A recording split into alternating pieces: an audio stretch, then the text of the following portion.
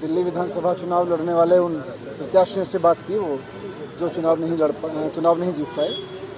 किसी भी कारण से। उन्होंने उनका हौसला बढ़ाया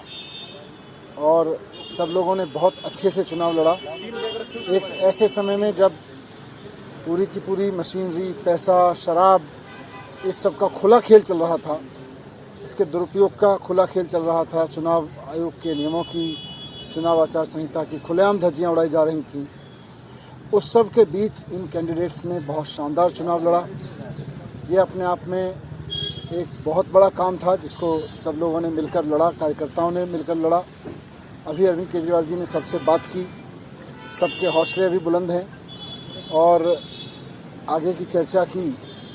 कि किस तरह से अब जिस इलाके से चुनाव लड़ा है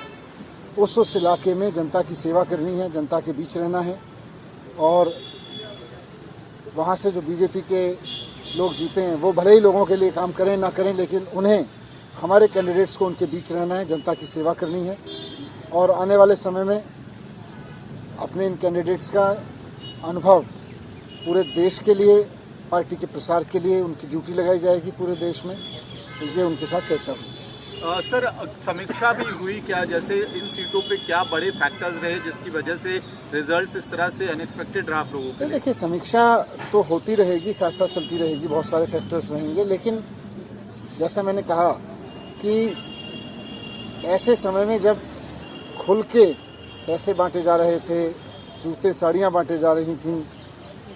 शराब बांटी जा रही थी, खुल के मशीनरी का दुरुपयोग हो रहा था, वैसे में चुनाव लड़ना कोई आसान काम नहीं था। यह इस सारे तंत्र ने इस चुनाव को जिस तरह का बना दिया था, उस सब के बीच में सब लोगों ने बहुत अच्छा चुनाव लड़ा और जो भी कारण रहे लेकिन सक्सेसफुल नहीं हुए। लेकिन अब सभी लोगों को अरविंद केजरीवाल जी ने कहा है कि जो लोग हारे हैं वो भी अपने अपने क्षेत्रों में जनता के बीच रहेंगे, जनता के मुद्दे उठाएंगे, जनता की सेवा करेंगे और जैसे भी मन पड़ेगा,